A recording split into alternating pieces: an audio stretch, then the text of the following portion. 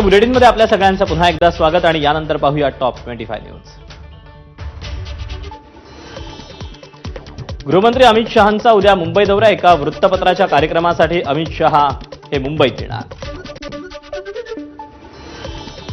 नवी मुंबई विमानतळ आणि मेट्रो 3 प्रकल्पाचं उद्घाटन लांबणीवर। नवी मुंबई विमानतळाचं उद्घाटन आता 30 ऑक्टोबरला तर मेट्रो 3 प्रकल्पाचं उद्घाटन 8 ऑक्टोबरला। नागपुरात सोयाबीनवर आलेल्या येलो मोझॅक रोगामुळे पीक पूर्णपणे उद्ध्वस्त। अनिल देशमुख यांनी स्वतः बांधावर जाऊन नुकसानग्रस्त भागाची पाहणी केली।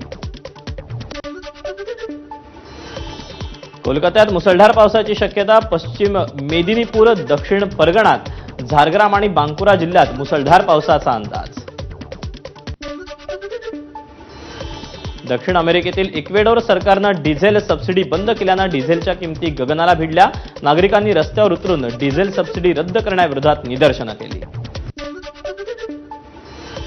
पाकिस्तानच्या बलुचिस्तानमध्ये जाफर एक्सप्रेसमध्ये भीषण स्फोट। स्फोटाची तीव्रता जास्त असल्यामुळे रेल्वेचे 5 डबे रुळावरून घसरले। आशिया चषकात भारतीय संघाचा आज बांगलादेशसोबत सामना।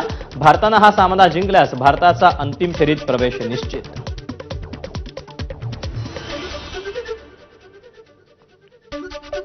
आणि या बातम्यांसोबत बुलेटिनमध्ये वेळ झाली आणखी एका छोट्याशा ब्रेकची। पाहत रहा टी टाइम।